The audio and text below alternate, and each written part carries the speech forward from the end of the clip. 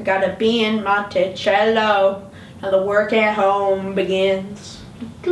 Alex, it's been 3 days. What did I miss? To talk to your doctors. What did This is I not miss? a healthy solution. Alex. In my home sweet home, I want to give you a kiss. Mwah.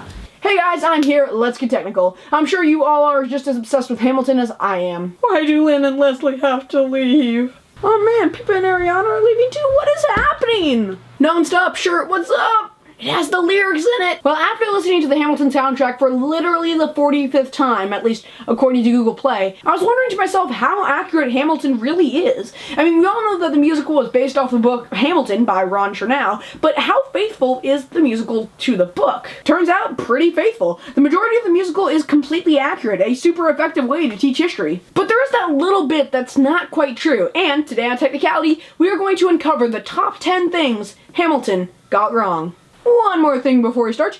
The spoiler meter on this video is pretty high, but if you're like me and you've listened to the Hamilton soundtrack so much that you know all the words, there's no plot points here that you don't already know. My name is Samuel Seabury, and I present free thoughts on the proceedings of the Continental Congress. First off, Samuel Seabury was a real person who was pretty influential. Much to Hamilton's contempt, he published 4 pamphlets against the Continental Congress, and this is where we find our first error. Wait a sec, I can't refer to Alexander Hamilton as Hamilton. We have the same first name! We're first name buddies! Alexanders unite! Hamilton, the musical, makes it seem like Samuel Seabury published those papers during or after 1776, because the song Aaron Burr, Sir takes place in 1776. We know this because at the beginning of Aaron Burr, Sir, we hear 1776.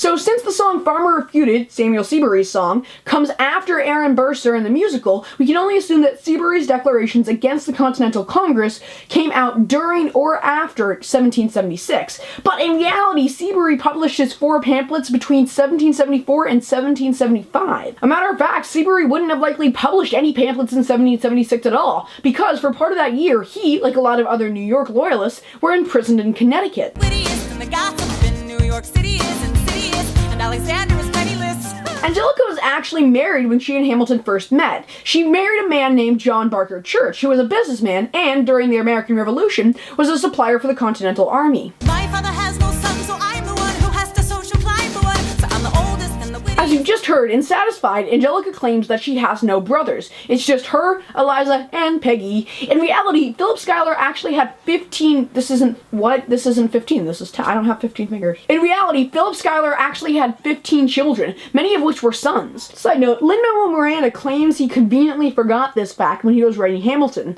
Lin talks about this and Angelica's relationship status in an interview with Genius, where he says, quote, "She was married when Hamilton came into the Schuyler sisters' lives. To me, Helpless and Satisfied are a microcosm for the whole story, which entirely depends on who tells it. To me, it's super effective to see the courtship from Eliza's perspective and then rewind the whole thing and then tell it again and see, oh, Angelica met him first. And oh, Angelica and him are like soulmates. But Angelica reads him in a second and knows that she can't marry him, and she's gonna let her sister marry him, and that's her way of keeping Hamilton in her life. The dramatic license I had to take was first making her single and pushing the sons away, because that was a very real thing for women. Like Lynn said, who a woman married was a very real thing back in those days. So if Angelica didn't have any brothers to establish status, the pressure was all on her to marry someone of high regard. By the way, link to the full interview in the doobly-doo. He's stepping down so he can run for president. I'm stepping down, I'm not running for president. And one last time, when Washington informs Alexander that he and Jefferson are stepping down, it is implied that both Jefferson and Washington stopped politicking at the same time. That's a word, right? Politicsing? Yeah, that's a word. Anywho, in reality, Jefferson resigned in 1793, and Washington stepped down in 1796. 3 years apart. Adams fires Hamilton, privately calls him Creole bastard in his taunts. John Adams never actually fired Alexander Hamilton. Alex quit in 1795, which, as you may have noticed, was before Washington resigned. Adams wasn't even inaugurated until 1797. I may have punched him. It's a blur. Sir, he handles the financials. You punched the bursar. Alex never actually punched Princeton's bursar. He did, however, have a feud with the president of Princeton at the time, John Witherspoon. I knew that rhyme was just too good to be true. Mr. Vice President, Mr. Madison, Senator Burr. James Madison, Thomas Jefferson, and Aaron Burr weren't actually the ones originally snooping around in Alexander's personal life. Originally, James Monroe and Frederick Muhlenberg were the men with the info, but then Monroe told Jefferson, who then told other people, and you know what happens next. Piano with my mother. I have a sister, but I want a little brother. Okay. Daddy, look! In Philip's rap, he proclaims that he has a sister, but he wants a little brother. As you know, Philip was 9 years old that day, and when he was 9 years old, he actually already had 2 younger brothers, Alexander Jr. and James Alexander. 1, 2, 3, 4, 5, 6, 7. Here's another Philip one. In the Philip Eaker duel in the song Blow Us All Away, both Philip and Eaker are prepared to shoot their guns after they count to 10, just like any other duel. But psych lol no, Eaker shoots at 7, killing poor little Philip in my opinion, one of the saddest moments in a modern musical. But wait a sec, you say? This is on the list of things Hamilton got wrong. Does that mean in real life Philip doesn't actually die? Is order and sanity restored? Unfortunately, no. In Lin-Manuel Miranda's version, Eaker is portrayed as shooting quickly, acting extremely dishonorably, and just being an overall bad guy. In reality, here's how it went down. 1, 2, 3, 4, 5, 6, 7, 8, 9, 10!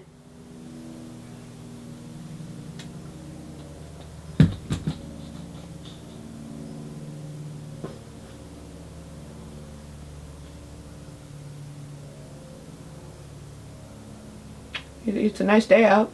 Yeah, they just kind of stood there, awkwardly for a bit, until Philip raised his gun to the sky and Eaker fatally shot him. Side note here, and come on, you guys didn't think I could get through a video about Hamilton and not have 2 side notes? Eaker was sadly never tried for murder. Back in the ye olde days of Hamilton, it was seen as respectful and honorable to raise your gun to the sky, and not shoot the other guy in a duel. If you did raise your gun to the sky and the other guy still killed you, then that guy would have been tried for murder. But Eaker was never tried. Double side note here, 2 out of 5 you, dueling itself was actually illegal, but no one really enforced that or cared, so.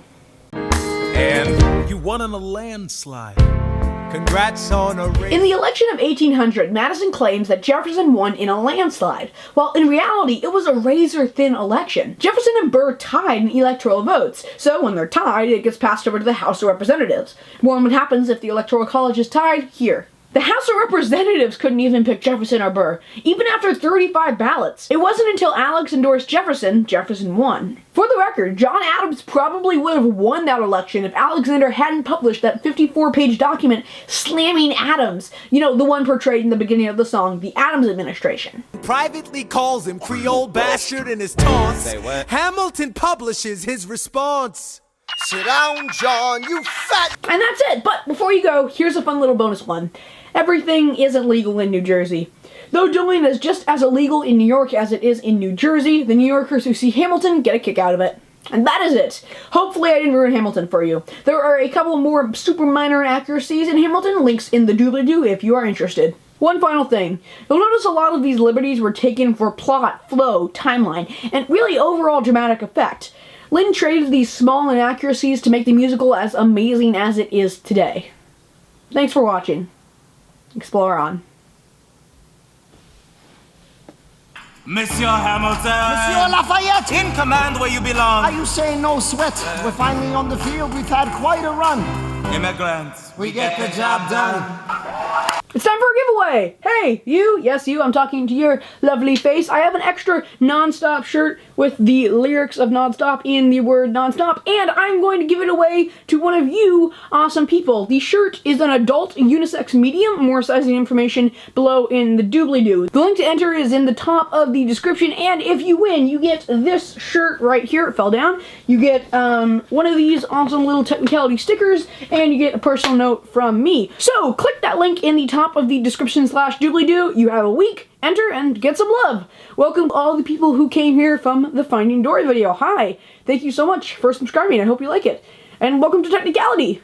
Also, thanks for 500 subscribers. It's a huge honor that I can communicate knowledge and my ideas to over 500 of you guys. That's an incredibly big number. Thank you all so much. I'll see you next time.